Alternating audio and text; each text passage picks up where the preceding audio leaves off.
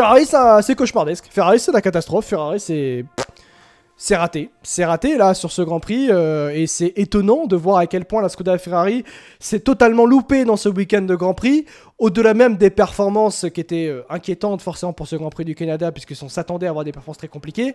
C'est la manière de faire, réellement, qui était aussi désastreuse. On a manqué totalement de lucidité du côté de chez Charles Leclerc, ou dans le clan Charles Leclerc du Mans, du côté du garage de Charles Leclerc, Baby Choum. C'est inattendu, voilà, pour être tout à fait honnête. On a juste manqué de compétitivité. Je pense que ça s'arrête là. Après, il y a ce début de course où forcément tu entends une radio, tu vois marquer Leclerc sur ton écran, tu fais putain, qu'est-ce qui se passe, et t'entends, on a un problème avec le moteur. Bon, bah déjà, tu sais que ta course, elle est foutue.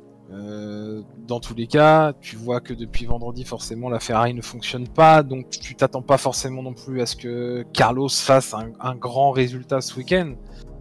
Donc, dans la globalité, ça n'a pas été bon parce que ça n'a pas marché. Et non pas parce que les pilotes ont été mauvais ou quoi, c'est juste que cette monoplace, dans ces conditions-là, n'est tout simplement pas bonne et pas compétitive. Ça fait que glisser, ça ne marche tout simplement pas. Et bon, bah voilà, il a fallu que ça se finisse sur un double DNF. Mais c'est vraiment un week-end sans, d'où on espère que ce sera le seul de la saison.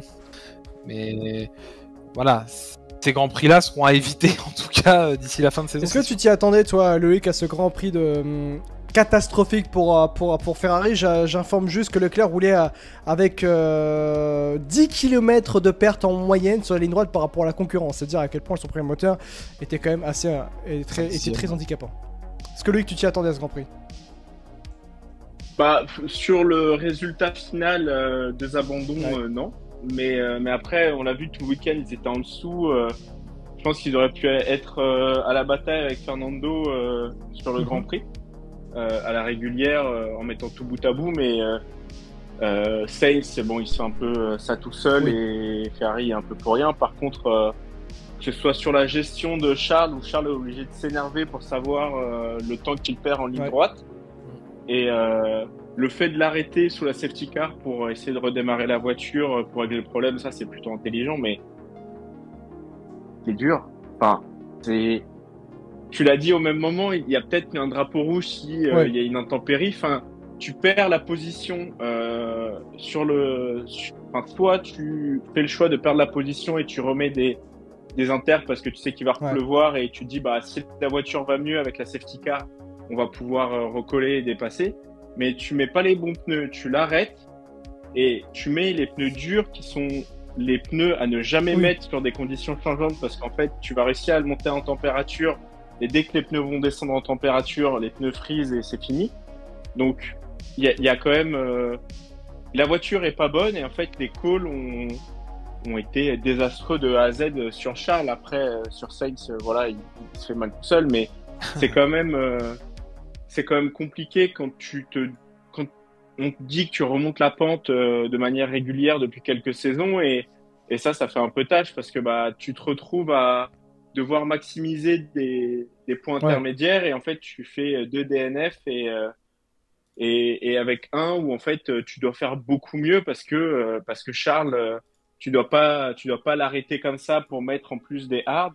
Si tu l'arrêtes comme ça, tu lui remets des inters et personne n'a fait. Non mais surtout c'est le timing. En fait, mettre des hards à ce moment-là, alors que toutes les écuries étaient au courant qu'il y avait de la pluie. Je suis désolé, mais ça c'est pas acceptable. Et ouais, mais ça se tente. En fait. Bah non, pas avec les hards. Oui, mais c'est raté. Mais à partir du moment où tu sais que ta course est foutue dans tous les cas, parce que déjà tu n'arriveras pas à dépasser, que tu sais que tu vas devoir t'arrêter au stand parce qu'il va falloir redémarrer le moteur pour le remettre à niveau, donc tu sais que tu vas t'arrêter minimum 20 secondes. En fait, ta course elle est foirée parce que tu sais que dans tous les cas t'as pas le rythme du week-end pour pouvoir remonter, même si tu étais dernier à une relance safety car ou sur un standing start après un red flag, tu vois. Donc oui. Les hards, au final, se sont avérés être le mauvais choix à l'instant T, parce que bah, forcément, il a replu direct après. Et au moins, ça a été tenté. Ça a été tenté. Et ce week-end-là fait partie du processus à long terme, forcément, de la construction de la domination future potentielle de Ferrari. Oui, en tout cas, c'est vrai, je suis d'accord. Ferrari a dans l'avenir. Donc pour moi, c'est raté, certes, c'est raté.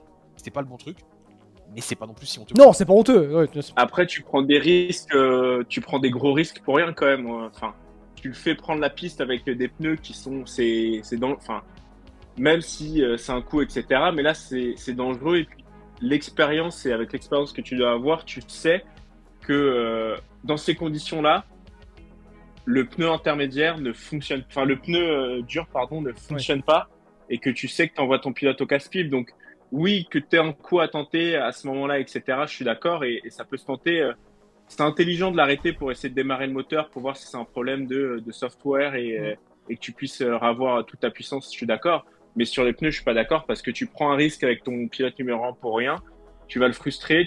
S'il casse sa voiture et que tu perds 1 million ou 2 millions d'euros, et que tu flingues un moteur et une boîte de vitesse, bah en fait tu perds sur toute la ligne, et ton mauvais week-end, en fait, tu vas le transporter sur toute la fin de saison.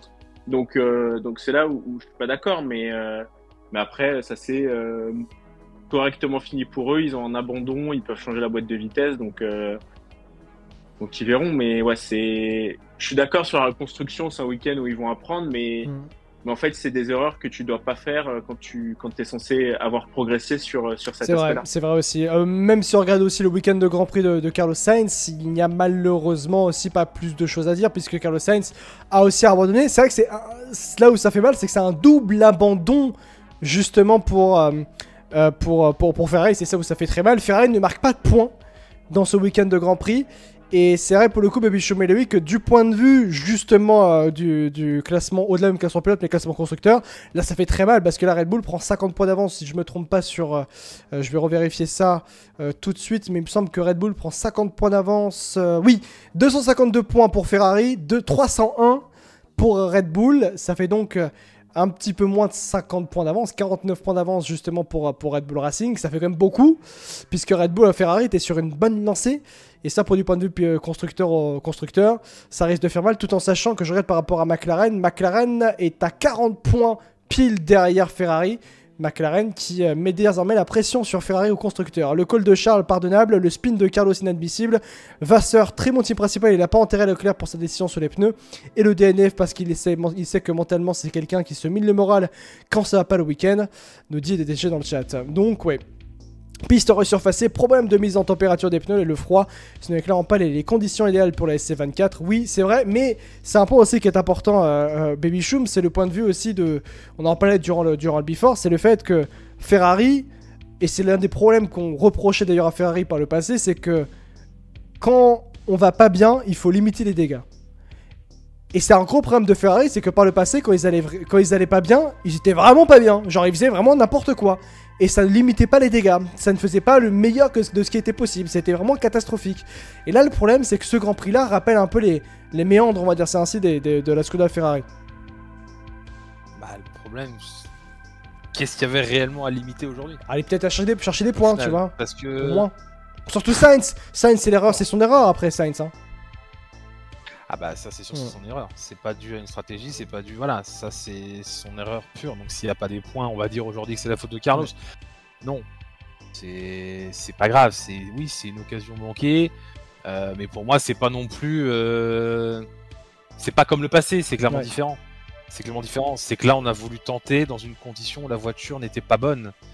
Et ça n'a tout simplement pas marché. Ça n'a juste tout simplement pas marché.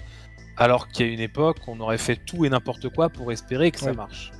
Elle est aussi là la différence. Donc c'est pour ça, c'est manqué, la performance n'était pas là, il n'y avait pas grand chose à en tirer finalement. C'est un week-end juste à oublier pour Ferrari. Week-end à oublier. Au final, Red Bull Verstappen creuse l'écart au constructeur. Déjà en Chine, ça a été compliqué. Et là, Ferrari n'a pas réussi à trouver les solutions pour régler les problèmes, surtout pour la mise en température des pneumatiques. Je ressens aussi fatigué que les pilotes après ce live tweet, dit Jérém dans le chat. J'imagine bien.